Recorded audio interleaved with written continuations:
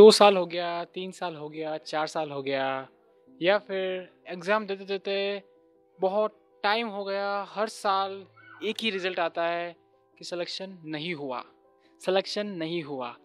जितना मेहनत किया था, बहुत सारा मेहनत किया था, हर साल इतनी प्रिपरेशन की थी, आज लगा था कि अब हो जाएगा, अब लगा जाएगा, अब हो जाएगा, लेकिन हर साल रिज़ल्ट क्या आया कि सिलेक्शन नहीं हुआ। सबसे बड़ी प्रॉब्लम है कि सिलेक्शन नहीं होता है, हम देते जाते हैं एग्ज़ाम्स, लेकिन सिलेक्शन नहीं होता है, ड्रॉप के ऊपर ड्रॉप हो जाते हैं, लेकिन सिलेक्शन नहीं हुआ। जितने भी टॉपर्स थे उनकी सभी की वीडियो देखी, उन्होंने जो बोला वो सब कुछ किया, लेकिन सिलेक्शन नहीं हुआ। हमने टीचर्स की मानी, टीचर्स ने टिप्स दिए थे, कोटा भी गए थे, दिल्ली भी गए थे, जितने भी बड़े इंस्टीट्यूट थे सब जगह गए थे, लेकिन सिलेक्शन नहीं हुआ। तो अब क्या करें कि इस साल सिलेक्शन हो जाए। अब टेस्ट सीरीज में दे रहे हैं तो भी मार्क्स नहीं आ रहे, कॉन्फिडेंस भी इंक्रीज़ नहीं हो रहा, और अब भी लगता है कि नेक्स्ट ईयर भी नहीं होगा। फिर क्या करेंगे? बीएससी करना चाहते नहीं हैं, फिर कर भी रहे हैं तो, लेकिन बनना डॉक्टर ही है, ड्रॉप पर ड्रॉप लिए जा रहे हैं, लेकिन सिलेक्शन नहीं हो रहा। तो इस वीडियो के अंदर पूरी बात करेंगे इन ड्रॉपर्स के बारे में, आपका पूरा पक्का सॉल्यूशन, आपकी जो प्रॉब्लम है, मेन प्रॉब्लम है, आज को उसको उखाड़ देंगे कि सिलेक्शन क्यों नहीं हो रहा। देखिए, ड्रॉपर्स की मेन प्रॉब्लम क्या है कि उन्होंने अच्छे से पढ़ाई नहीं की होती 12th लेवल तक। अब आपको चुभता हो तो चुभे, लेकिन ये तो सच्चाई है, मैं सब जानता हूँ, ये है प्रॉब्लम। लेकिन इसको कैसे सॉल्व किया जाए, क्योंकि देखिए आपकी जो माइंड का थिंकिंग लेवल है, आपका जो बेसिक है, वो अभी तक क्लियर नहीं होता है, इसीलिए फिर ड्रॉप के ड्रॉप हो जाते हैं। आपको पता नहीं चलता कि नीट का लेवल क्या है और किस तरह से है, क्योंकि आप तो अभी तक 12th के लिए पूरे से प्रिपरेशन नहीं होते, लेकिन फिर भी 12th को पास करके आगे आ जाते हैं, क्योंकि 12th के अंदर इतना रिस्ट्रिक्शन नहीं होता, 12th के अंदर सीट्स नहीं होती हैं, 12th के अंदर कट ऑफ नहीं होती है, इसलिए आप आगे निकल जाते हैं। लेकिन दिल के अंदर सपना होता है कि डॉक्टर तो बनना है, लेकिन कट ऑफ इतनी हाई है कि डॉक्टर बन नहीं पाते हैं, प्राइवेट कॉलेज में हम जा नहीं पाते क्योंकि फ़ीस बहुत ज़्यादा हाई है। तब क्या किया जाए, क्योंकि हर साल पे अटैम्प्ट होते जा रहे हैं, लेकिन सिलेक्शन नहीं होता। मेहनत में कोई कमी नहीं की, हालांकि शुरुआत में जो फर्स्ट ड्रॉप होता है उसमें इतनी स्टडी नहीं की, लेकिन जब समझ में आ गया कि स्टडी करना पड़ेगा तो बहुत ही ज़्यादा स्टडी की, जितना एक्स्ट्रा पढ़ना था एक्स्ट्रा पढ़ा, एनसीईआरटी को क्लियर करना था एनसीईआरटी को भी क्लियर किया, एनसीईआरटी तो छोड़िए, जितना एक्स्ट्रा हो सके बाहर से बहुत ही सारा एक्स्ट्रा पढ़ा, बायोलॉजी के अंदर सारे सवाल पढ़े, जो भी क्वेश्चन थे सबको याद किया, सब कुछ प्रैक्टिस किया। टेस्ट सीरीज के अंदर स्कोर नहीं बनता था, फिर भी देखिए अपने आप को प्रिपेयर किया, फिर एग्ज़ाम देने गए तो अंदर जाकर ऐसा हुआ कि 400 पर अटक गए, 350 पर अटक गए, या फिर 490 पर अटक गए, लेकिन end of the day selection नहीं होता है। उसका टेम्परामेंट जो है आपका, वो बिल्कुल नहीं है, आपका अडेप्टेबिलिटी जो है वो बिल्कुल नहीं है, कंसंट्रेशन आपकी स्टडी के प्रति वो नहीं है, एंड जो कंटिन्यूटी है आपकी स्टडी की वो टूट जाती है। ये जो कुछ रीजंस हैं वो आपके बहुत बड़े रीजंस हैं, लेकिन आपको पता नहीं चलता है। अभी भी आप सोच रहे होंगे कि इस वीडियो को बंद कर दे, या जो ये मैंने बहुत जनों से सुना है, ये क्या नहीं, ये कोई नई बात नहीं है। लेकिन देखिए, अगर आप देखना है नहीं देखना है वो आपकी चॉइस है, लेकिन मेन प्रॉब्लम तो यही है, और इस चीज़ को कैसे सॉल्व करते हैं उसके बारे में पूरी बात करूंगा, और यही मेन प्रॉब्लम है। अगर आप अभी भी नहीं सोचते हैं इस चीज़ के ऊपर, तो फिर से आप एग्ज़ाम देंगे, फिर से आप एग्ज़ाम के अंदर बैठेंगे, क्वेश्चंस करके आ जाएंगे, जब आप चेक करेंगे फिर से आपको पता चलेगा कि मैं तो जो मेरे मार्क्स हैं उन्हीं मार्क्स के आसपास घूम रहा हूँ, और ये मार्क्स इनफ नहीं है सेलेक्ट होने के लिए।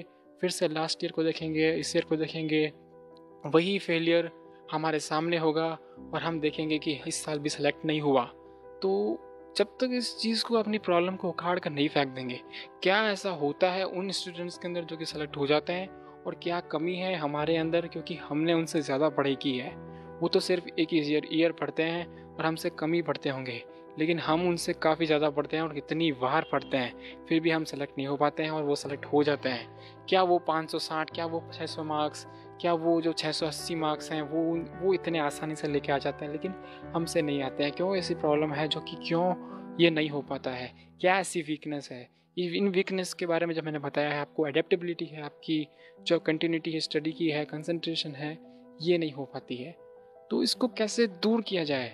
क्या मेन बेसिक प्रॉब्लम आती है एग्ज़ाम के अंदर, जो कि आपकी मेन प्रॉब्लम होती है, उसके बारे में देखिए। आप जब आप भी एग्ज़ाम देने बैठते हैं तो क्वेश्चंस करके आ जाते हैं, बहुत खुश होते हैं, घर पे आकर फिर चेक करते हैं तो मार्क्स नहीं आते हैं। बायो के अंदर सोच के जाते हैं कि इस बार तो 75 सही हो जाएंगे 90 में से, लेकिन जब चेक करते हैं तो 61 62 ही आ जाते हैं। फिजिक्स के अंदर सोचते हैं कि 32 35 हो जाएंगे, लेकिन आते हैं जब 22 से 25 के बीच में फंस जाते हैं। केमिस्ट्री के अंदर सोचते हैं कि 35 होंगे, लेकिन होते हैं सिर्फ 25 से 30 के बीच में। ओवरऑल जो होते हैं सिलेक्शन के लिए मार्क्स रिक्वायर होते हैं वो हमारा नहीं आ पाता।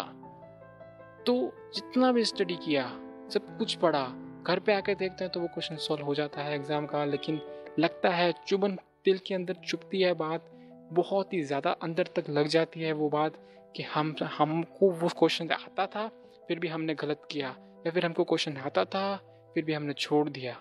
लेकिन बाद में आकर कहना आसान है और वहाँ पर करना बहुत ही डिफ़िकल्ट है। तो क्यों ऐसी प्रॉब्लम आती है और सिर्फ ड्रॉपर्स के साथ ऐसी प्रॉब्लम क्यों आती है कि वो कर नहीं पाता, और क्या इसका सॉल्यूशन है ताकि आपका इस साल सिलेक्शन हो जाए? तो इस सभी को देखिए इस प्रॉब्लम को सॉल्व करने की कोशिश करता जाऊंगा। इस वीडियो को बने रहें, देखते जाइए।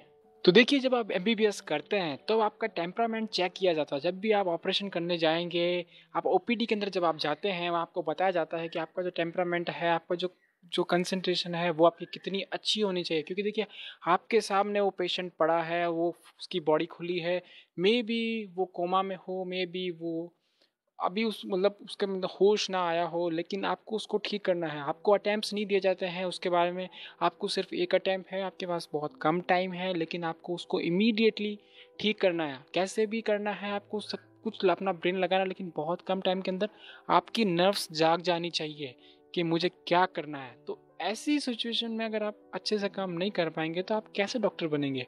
तो इन सभी चीज़ों को चेक करने के लिए वो जो मेडिकल हमारा एजुकेशन सिस्टम है, इन सभी चीज़ों को जो कि हमारा आती है, अडेप्टेबिलिटी है, हमारी जो टेम्परामेंट है, हमारी जो कंसंट्रेशन है, इन सभी चीज़ों को चेक करने के लिए एग्ज़ाम का पेपर और जो कंपटीशन है वो ऐसा बनाया हुआ है कि हमारा अपने आप टेम्परामेंट चेक हो जाता है। और हाँ, ड्रॉपर्स की प्रॉब्लम क्या है कि उनका टेम्परामेंट वैसा नहीं है, उनकी कंसंट्रेशन उस लेवल की नहीं है, वो इसीलिए पीछे रह जाते हैं। उनकी स्टडी में कोई प्रॉब्लम नहीं है, आपके माइंड में कोई प्रॉब्लम नहीं है, आपने जो पढ़ा है आपके टाइम टेबल में कोई प्रॉब्लम नहीं है, आपकी मेहनत में कोई प्रॉब्लम नहीं है, बस प्रॉब्लम तो है आपके टेम्परामेंट की, आपकी कंसंट्रेशन की। उसको सुधारना है तो ही आप आगे जा पाएंगे, उसको सॉल्व कर देंगे तो ही आप आगे जा पाएंगे। तो देखिए, बहुत सारी प्रॉब्लम थी, सब कुछ सुन लिया, सब कुछ देख लिया, सब कुछ समझ लिया। अब देखिए मेन मुद्दे पर आते हैं। आपको करना क्या है? आपको सबसे पहले एक सांस जब भरनी है, अभी ऊंची सांस लेनी है, फिर छोड़ना है, थोड़ा सा रिफ्रेश करना है अपने आप को मोटिवेट कीजिए। जब भी अगर आप सभी सो रहे हैं तो प्लीज़ उठ जाइए, मोटिवेट कीजिए अपने आप को, खड़े होइए और पहले ये मन में सोच लीजिए कि मैं इस साल सेलेक्ट होऊंगा, ये मेरा चैलेंज है, मुझे अपने आप को चैलेंज है। नहीं हुआ तो भी मैं अपना नाम बदल दूंगा। अगर मैं सेलेक्ट नहीं हुआ फिर देखिए, थोड़ा सा अपने अंदर लाइए, अपने आप को चैलेंज दीजिए, अपने आप से फाइट कीजिए। फाइट आपकी किसी और से नहीं है, फाइट अपने आप से है। क्योंकि आपके जो मार्क्स आ रहे हैं, अगर आप उसको बीट कर देंगे तभी आप सेलेक्ट हो पाएंगे। किसी और को सोच के आप फिर कभी उससे फाइट नहीं कर सकते।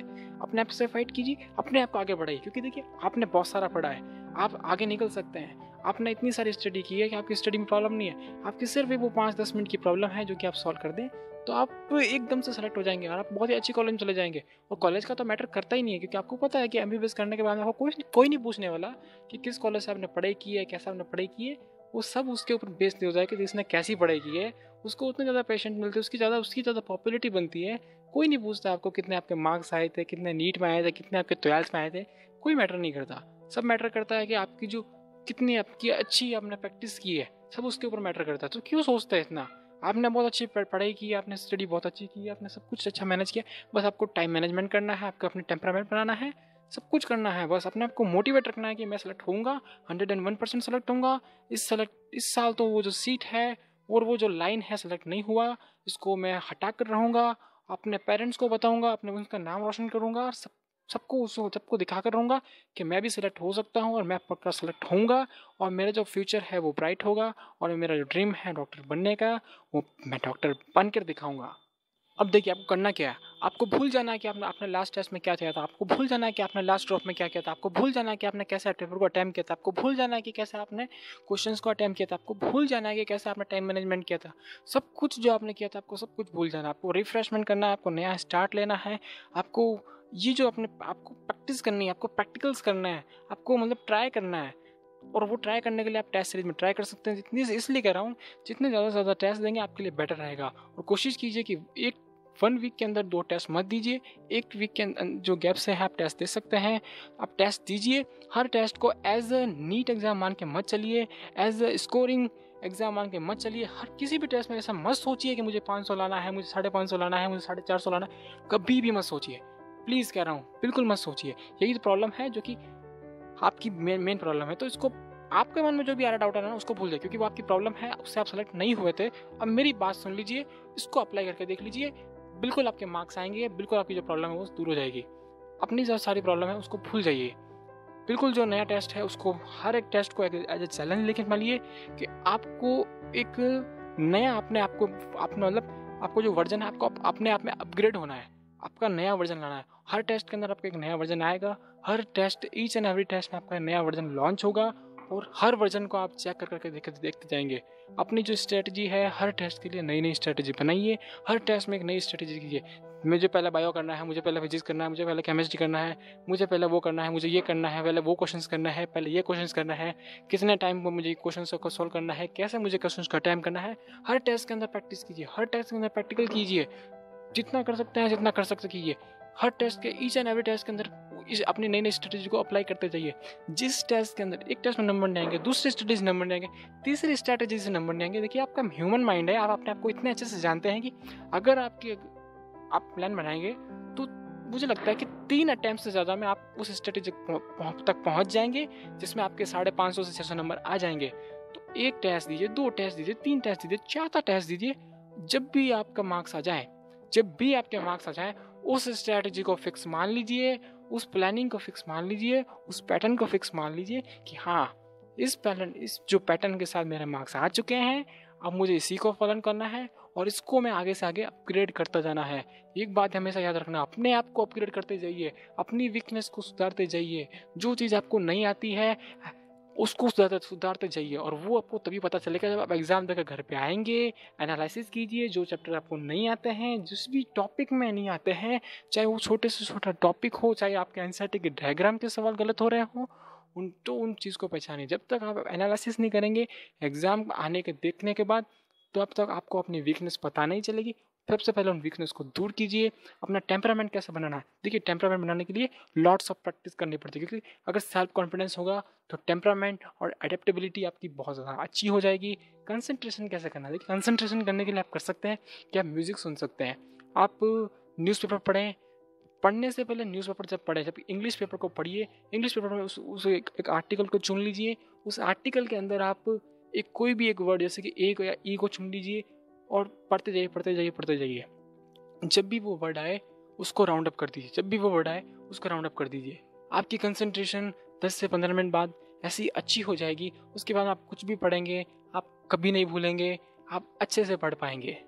आई होप कि, मुझे लगता है कि आपकी प्रॉब्लम बिल्कुल सॉल्व हो चुकी होगी, और नहीं भी हुई है तो आप अब आपके लिए वो होप बन चुकी होगी कि मुझे, हाँ, अगर ये मैं करूँगा तो मुझे ये प्रॉब्लम सॉल्व हो जाएगी।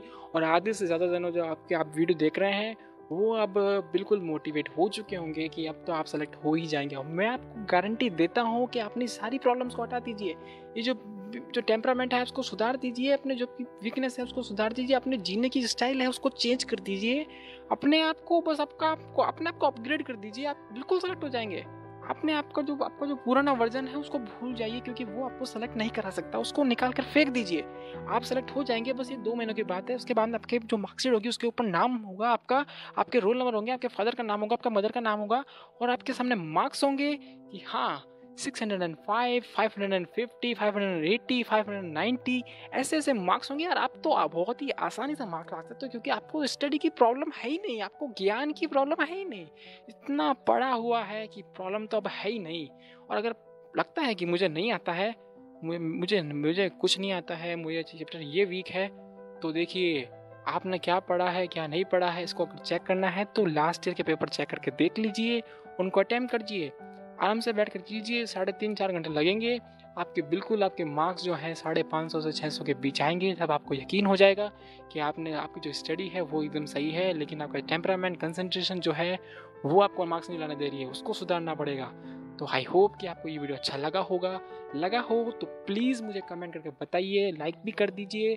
और अगर आपकी अभी भी कोई प्रॉब्लम हो, आपने कितने अटैम्प्ट में क्या क्या कुछ किया है, पर्सनल डेटा सेंड नहीं कर पाए, तो कोई बात नहीं, अपना जो जैसा भी आपको लगा हो, अपना फीडबैक हो, मुझे प्लीज़ कमेंट में बताइए ताकि मुझे भी अच्छा लगे।